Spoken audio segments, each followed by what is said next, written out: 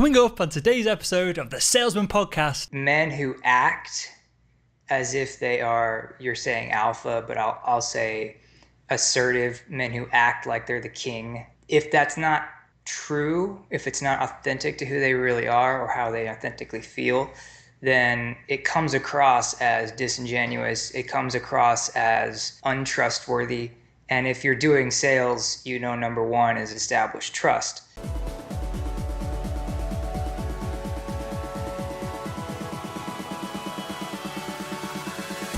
Hello Sales Nation, I'm Will Barron, host of the Salesman podcast, and welcome to today's episode. On today's show, we're talking about masculinity and leadership with a masculinity and leadership expert in Dale Thomas Vaughn. You can find out more about Dale over at dalethomasvaughn.com. You can find out everything else that we talk about, including the books, the links, and everything else in the show notes over at salesman.red/176. And if you find yourself, and it comes to me occasionally, in this grey area between genuinely authentic and confident and this perhaps slightly sometimes annoying and cocky salesperson, then this is the episode for you. And with all that said, without further ado, let's jump into today's show. Hi Dale, and welcome to the Salesman podcast. Glad to be here. Good stuff. Well, today I want to dive into this seemingly fine line between, and everyone listening, all the salespeople listening will know this confident alpha salesperson who is a leader, who people, their customers, their peers, their colleagues kind of like look up to and perhaps aspire to, and they're successful in that way. And the fine line between that and the probably most likely situations, the equally successful but arrogant, I'm choosing my words carefully here to not offend anyone, but you know, this arrogant, annoying jerk of a sales professional that is kind of putting across this alpha persona, but clearly isn't authentic with it. But to tee up the conversation, before we dive into that, I want to just ask a broader question, and for most of the audience listening now are male, and so they'll appreciate this. Is pursuing this alpha masculine energy something that we should actively be doing from a business perspective? Do you think that there is tangible benefits to understanding more about it? Only if it's authentic to who you really are. So in my opinion, and in most of the sociological research that's out there nowadays, you'll find that men who act as if they are, you're saying alpha, but I'll say assertive, men who act like they're the king. If that's not true, if it's not authentic to who they really are or how they authentically feel, then it comes across as disingenuous. It comes across as untrustworthy. And if you're doing sales, you know, number one is establish trust. I would say that so far, what I've learned in all the 300 plus workshops and just hundreds of men I've helped through the process of recalibrating what masculinity means to them, when you sit down and draw up what it means to be a man and where that comes from in your life, and you get clear about how I feel as a man when I'm in my strength and power, it's probably not when you're beating your chest. It's probably not when you're berating or bullying someone. It's probably when you're clear about what you want in your life, clear about your direction, clearly communicating that, effectively helping someone. There's something that's really important about helping people that is intrinsic in masculinity. And that, I think, is the father construct, or the father archetype. So what I would say to men who are especially in the sales industries, the best you can be is vulnerable first, credible second. So work on those two things rather than appearing to be assertive, aggressive, all-knowing. So you just turned the question that I asked totally on its head, and I appreciate that. Why do we have this stereotype of this alpha? And I've used it on the show before, and I think this is a good example of my background is medical device sales. I was working a lot with these old school surgeons who are big broad guys, played rugby down in all the colleges south of where I live, all the Cambridges, the Oxfords, they're all slightly too hairy. And and of course, I'm painting a picture here, but they all live up to this alpha stereotype. Some of them, you can tell that it's natural for them, which is fine. Some of them it's put on, but that's how I define alpha in that kind of overly graphic judge portrayed. But why are we told that men should be like that? That might be a better angle to come at before we work on to how we can find out what our authentic selves are. Well, I think for the largest span of human history, there was a large value put on protection and physical protection, violent protection for men. Like that was largely what our role was. And that's shifted in the modern world. So what we value in men is shifting as well. And so what we see and what I see is that there are men who that calls to you, right? If that calls to you, if you're a guy who is extremely protective and, really enjoys fighting, like there are guys who are really into that. I don't want you to turn away from a passion of your life because of the construct of masculinity either. I think we can both have it all. That's what's happening now, is that instead of it being a single masculinity that's accepted, we are in a world now where there are multiple masculinities accepted. That's a good thing. That means more of us get to be more of us. And when you see the guys who are acting out as if they are alpha males, sometimes sometimes there are guys who are authentic in that. A lot of times it's posturing, attempting to seem more important than we are because deep down we don't feel the power that we want. So a lot of what I talk about with men ends up talking about internal power, what I call empowerment, right? Power from within. And at that point, when you're talking with men, if you're a guy and you're listening to this and you're thinking, I've heard all this crap before from feminists, I've heard all this crap before, right, on TV. Here's the difference. You're allowed to be whatever kind of man you want to be. That's what I'm saying. And what I'm saying is being clear about that is really empowering for you. It's actually empowering for the people around you as well. So if I'm clear about what I want, who I want to be, then when I walk into a conversation, whether it's with my colleagues or with a potential client or sale, they're clear about who I am as well. They can feel that. And let me just jump in here because I don't want to get too far down this Sure. path without addressing this, because I think this might be the crux of the interview. How do we get clear on who we are versus what our fathers have told us we are versus what the media and feminists and all the other nonsense that is constantly been bombarding us since we were like young lads? And to put this into context, when you're talking about being violent or being overly, or not overly, but protective, clearly all these traits can be positive and negative depending on how Right. they are leveraged. But to put it into context for me, I watch MMA. I'm super into it. I watch the UFC.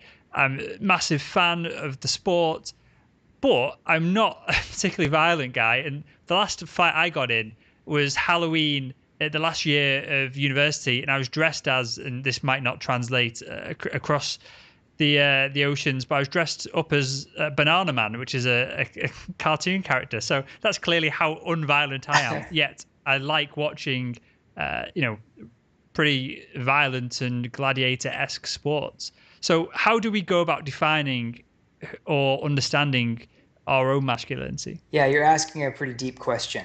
And I think that the truth is it's a personal thing for each guy.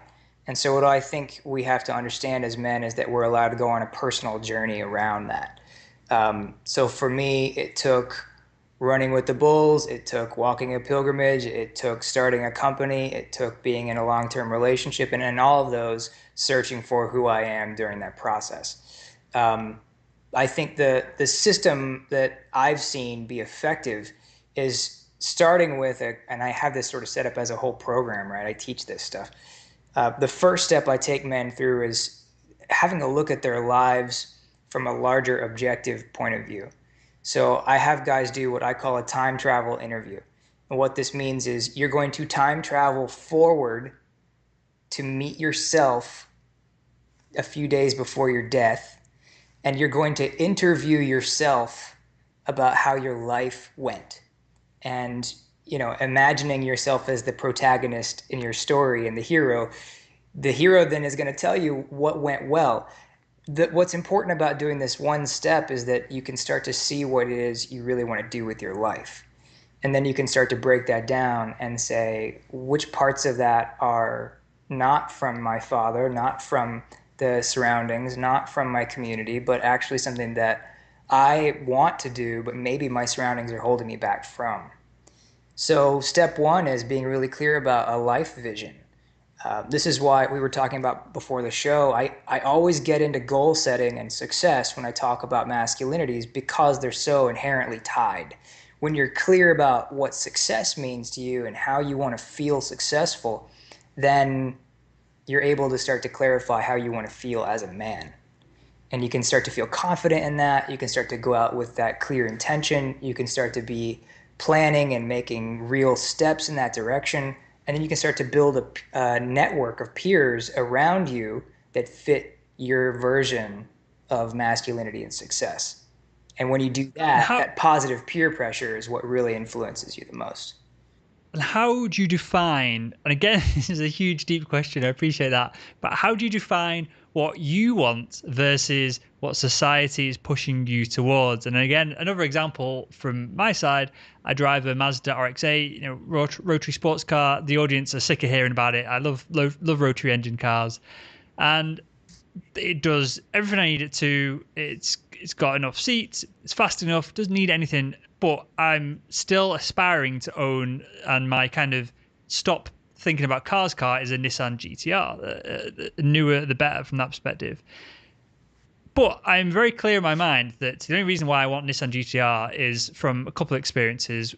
One, it's just a badass car that you can drive. So I'm putting my sensible hat on here for a second. It's not like a Ferrari where you're going to have people being massively jealous and there's going to be idiots who's going to key it. And there's a couple of Ferraris in the houses where I live now, and they're constantly getting wrecked from people being jealous and abusing them. So it's not down that road. But then the other side of it is a managing director at a company I used to work for, $1 billion medical device company. He had one. And so I know for a fact that is wriggling its way in my unconscious somewhere saying, well, you looked up to him. And when you have this car, you'll be, as good as him or whatever it is. And whatever it is isn't important to me. It's just the fact that I know that. So long story short, how do we know what society, what our fathers, what other people are dictating to us versus what I actually want?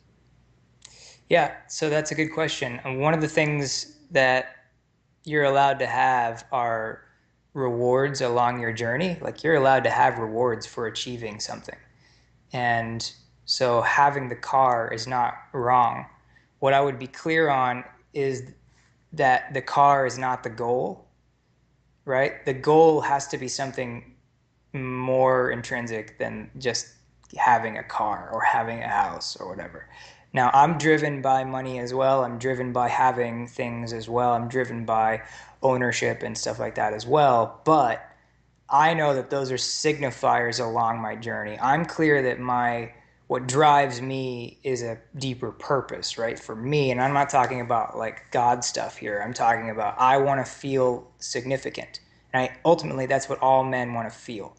And if I'm going to feel significant and I know some things in my life have made me feel insignificant, I'm not going to pursue those things. So I extrapolate the things that do feel significant to me. So I feel significant when I'm leading groups of men. I feel significant when I am helping, mentoring people along their journey. I feel significant when I'm actively speaking out about something that is important in the world. I feel significant when I feel like I'm giving myself at a higher level. Now, within that, I then start to make goals, but the goal itself is long term. The goal itself is a life lived well. And I think if you're looking at life and you're going, okay, I have all these goals and they're prescribed to me by people I've seen be successful, then that might be something worth trying and emulating, but get to the bottom of it. Why do you want the car? Why do you want to be successful? Why do you want the house in the hills? Talk to me about where all that comes from. And if you can start to trace it down, and actually take a piece of paper out and say, I want this, where did that come from? I want this, where did that come from? You might start to see that actually your goals are not tied to anything you really care about. Or maybe they are. And then in which case, right on, keep going. I love this. What are a couple more examples of intrinsic potential goals that we should be setting outside of because I think this is really important.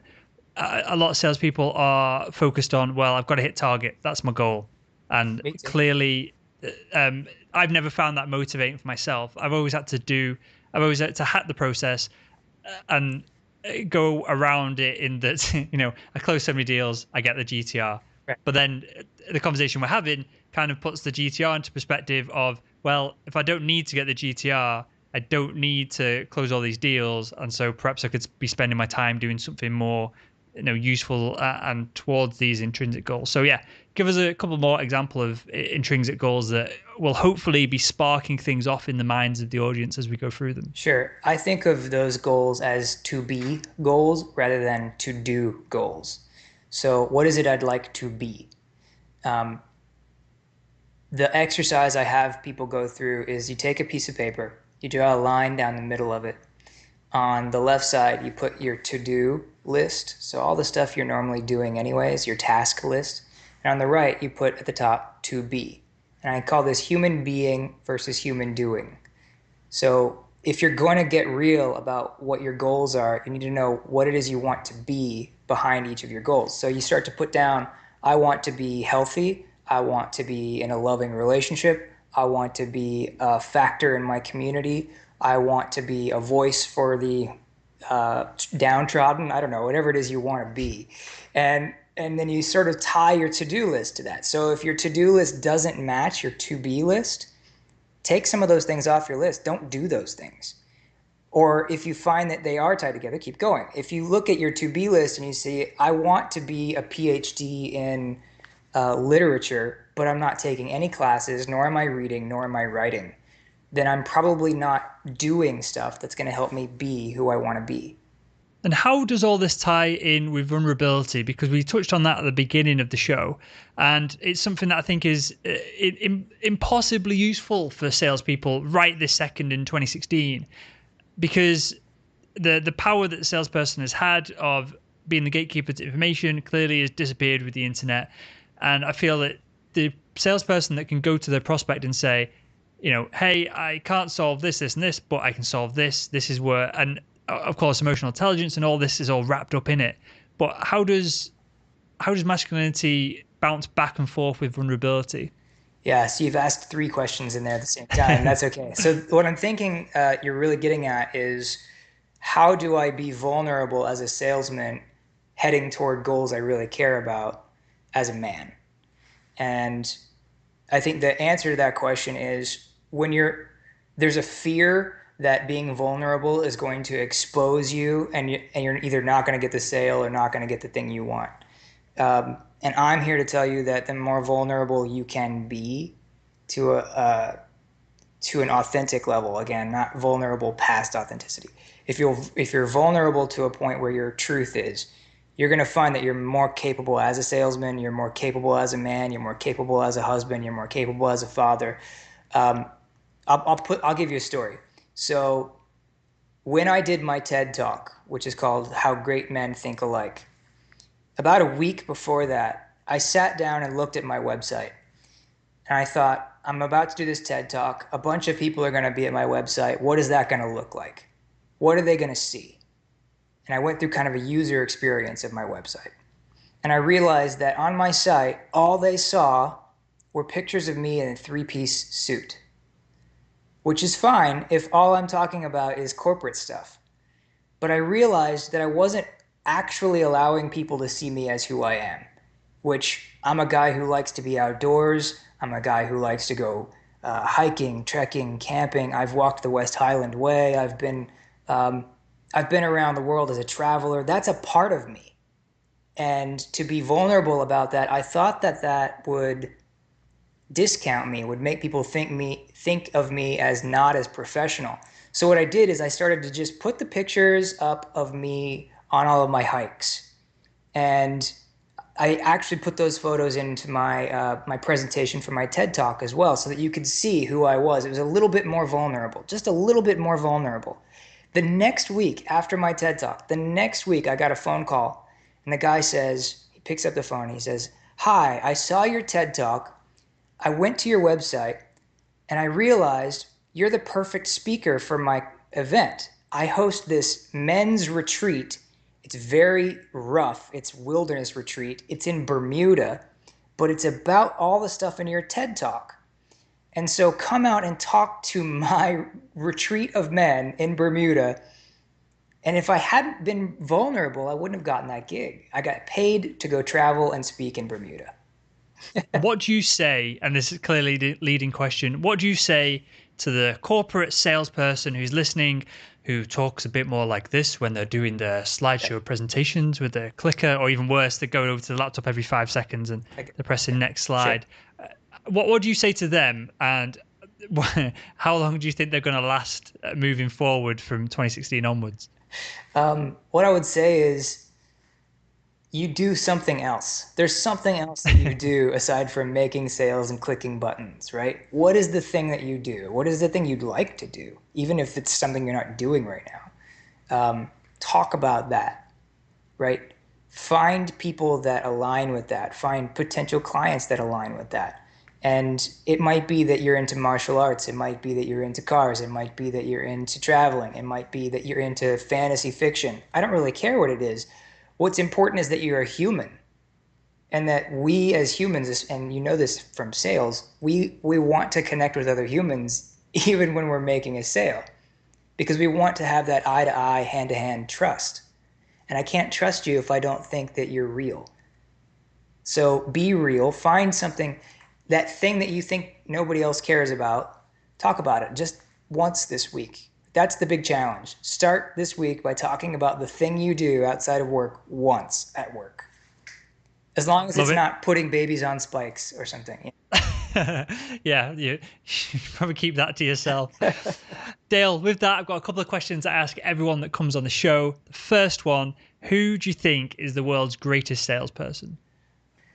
Right now, I'd probably say Barack Obama. He's not Donald Trump. No, I don't think he's a very good salesman. I think Barack Obama has sold his legacy so well in the past year. And if you watch him, he's doing a really good job of tying that bow lately. I think he's done such a good job of selling his legacy that Hillary Clinton is going to probably become the president of the United States based on that legacy.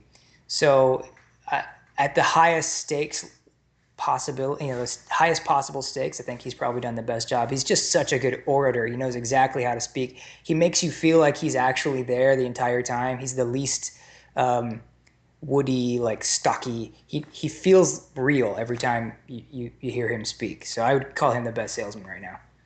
And the reason I asked, or confirmed not Donald Trump, is because he's coming up an awful lot in these conversations, and it's almost a cliche answer at this point, along with Steve Jobs. Everyone mentioned him as well. But I feel like, and I wanted to mention him because this sums up the entire conversation that we've just had of, and I don't know much about American politics, clearly nowhere near it physically, so it doesn't really have a massive impact immediately on me, other than the broader scale of things. But I think that you've summed it up really nicely there, in that Barack Obama, I feel, even though don't know anything about him really, I feel like I could sit in a pub with him and have a pint, and he would be this authentic guy, and I feel like he'd blow my mind with knowledge. I feel like I could also go for a pint with Donald Trump, but it'd be the opposite end of authenticity. It would be it'd be probably a barrel of laughs. It'd be hilarious.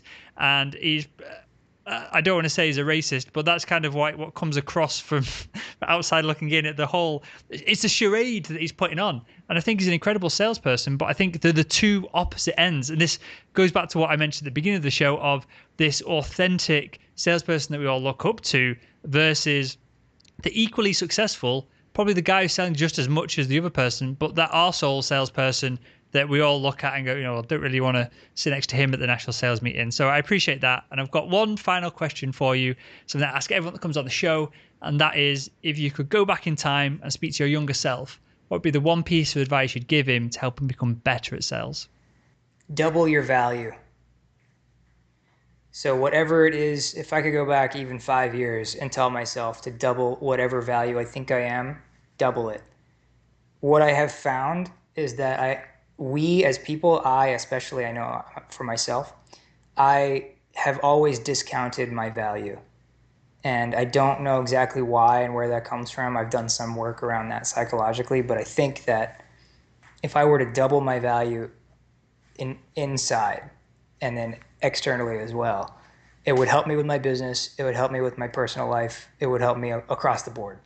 Interesting you should say that. And again, just to add a bit of context from the podcast side of things here, I had a guest on the other day that mentioned something similar. We got off camera and I was like, yeah, do you know what? I feel like I would benefit from that as well. And he asked me the most simple question. He's like, so how far ahead, because I do all the ad sales for the podcast, so I'm still selling, so I'm still a practitioner, so I can talk about these topics in real terms. And he just said to me, how far ahead of you are you in your how much ad space you've got left? And I was like, well, we're sold out for the year now, and this was a few months ago. And he just said, well, clearly you're not valuing yourself, you're not valuing the audience you've got, you're not valuing the platform that you've built. If you've sold out that far in future, you need to double your price. And immediately, as soon as he said that, it was kind of a aha moment for myself, because similar to how you just described. And I think I'll probably look back in 5 years at this conversation we've just had and still think that I'm undervaluing myself. And do you think this is just a human trait, or do you think that there is kind of programming that goes into this at a young age, perhaps? I don't know. I think there's something in the Western mindset that you're supposed to be a little more humble about yourself. But I think as a salesman, I have been learning that authenticity is also true about value. So if I'm not authentic about how valuable I am, I'm not helping the person on the other end see the value that I'm providing them. And then I'm discounting myself and potentially driving people away from a sale that could help them in their lives. Because I'm never selling something that I don't think is actually going to work. Everything I sell helps people at a deep level. So if I'm not offering that value and showing them that value, they're not seeing the value in themselves. So every time I do that, I feel like I'm actually depriving someone else of seeing their value as well. Love it. A perfect way to wrap up the show. And with that, Dale, tell us a little bit more about you.